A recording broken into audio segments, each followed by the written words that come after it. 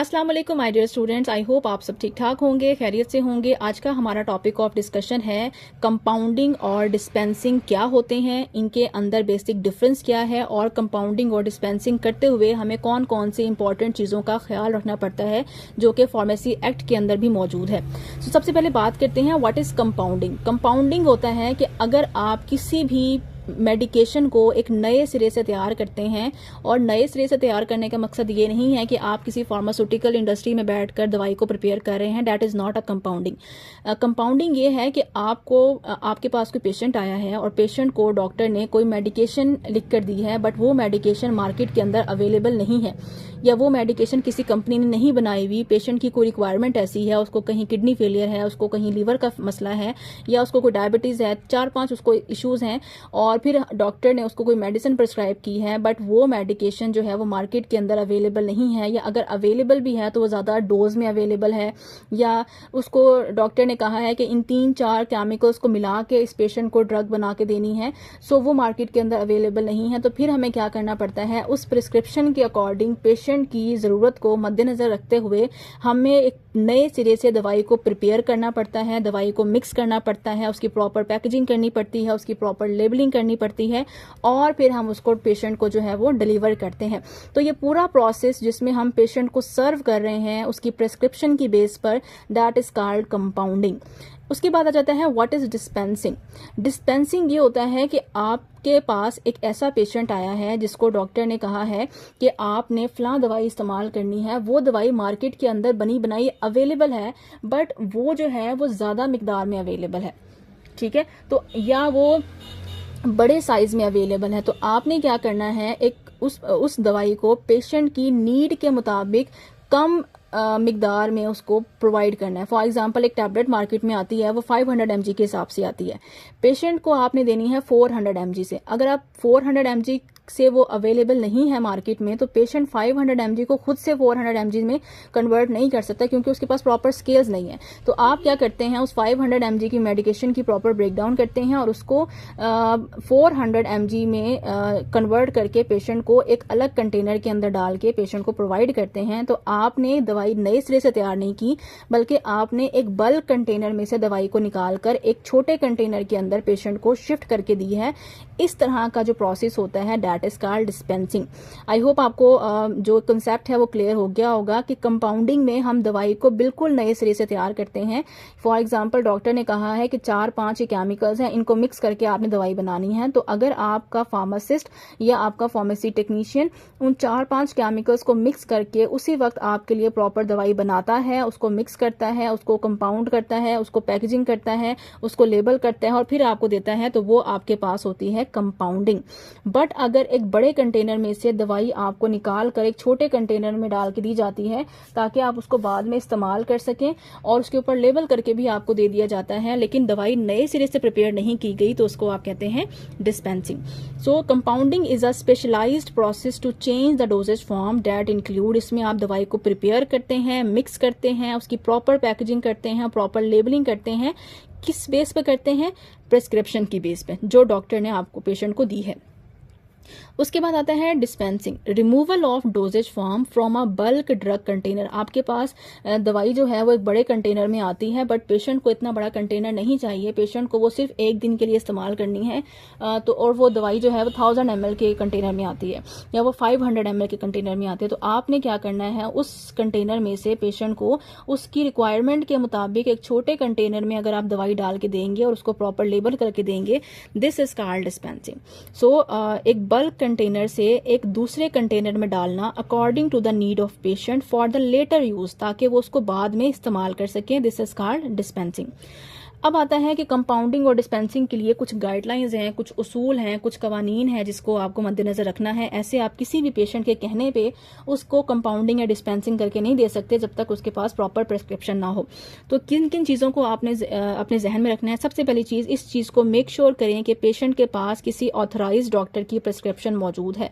किसी क्वैक की प्रिस्क्रिप्शन हो या वो अपनी मर्जी से आपसे कह रहा हो कि मुझे ये 4-5 केमिकल मिला के दवाई बना के दे दें, तो आपने ऐसे दवाई बना के उसको नहीं देनी। मे बी वो उसको किसी इलीगल काम में यूज़ करे या किसी और को नुकसान पहुंचाने के लिए इस्तेमाल कर सकता है।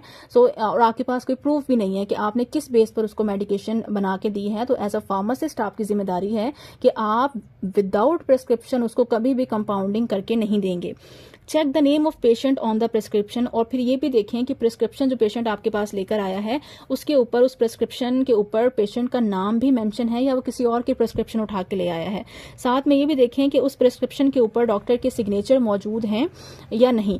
उसके साथ साथ ये भी देखें कि उस प्रिस्क्रिप्शन के ऊपर डॉक्टर की स्टैंप मौजूद है या नहीं। स्टैम्प से आपको आइडिया हो जाता है कि डॉक्टर कहाँ बैठता है, किस पोस्ट पे है, ताकि आप उसके अकॉर्डिंग जो है उसको या तो कंपाउंडिंग करके दें या फिर आप उससे माजरत कर लें।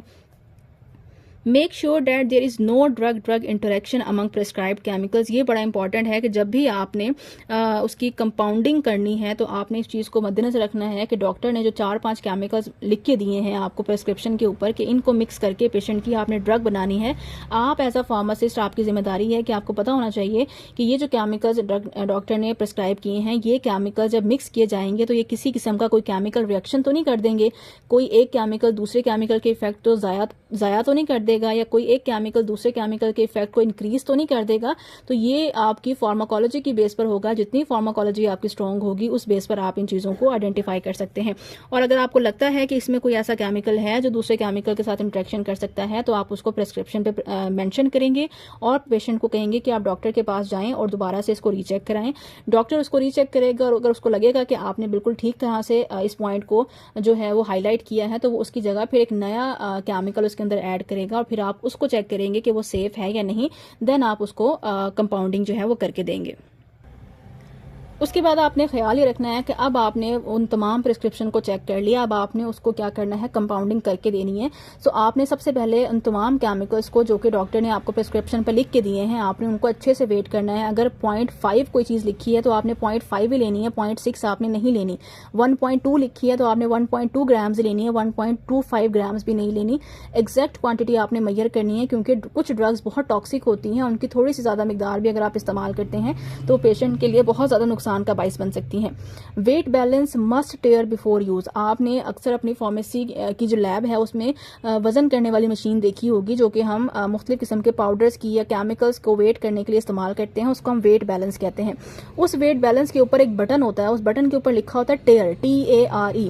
टेयर का मतलब होता है कि आपने इस वेट बैलेंस को इस्तेमाल करने से पहले टेयर का बटन जरूर प्रेस करना है। जब आप उसको टेयर के बटन को प्रेस करते हैं तो वो वेट बैलेंस 0 पे आ जाता है। अगर आप टेयर के बटन को प्रेस नहीं करेंगे तो हो सकता है आपसे पहले किसी ने उस वेट मशीन के ऊपर वजन किया हो किसी भी केमिकल का, तो वो केमिकल का वजन भी आपके केमिकल के वजन के साथ मशीन में ऐड हो जाता है। तो हमेशा जब भी वेट बैलेंस इस्तेमाल करते हैं उसके ऊपर एक बड़ा सारा बटन होता है टेयर के नाम से, आपने उसको प्रेस करना है। उसके बाद आपने अपने प्रोडक्ट को उस वेट मशीन के ऊपर डालना है और उसको वेट करना है।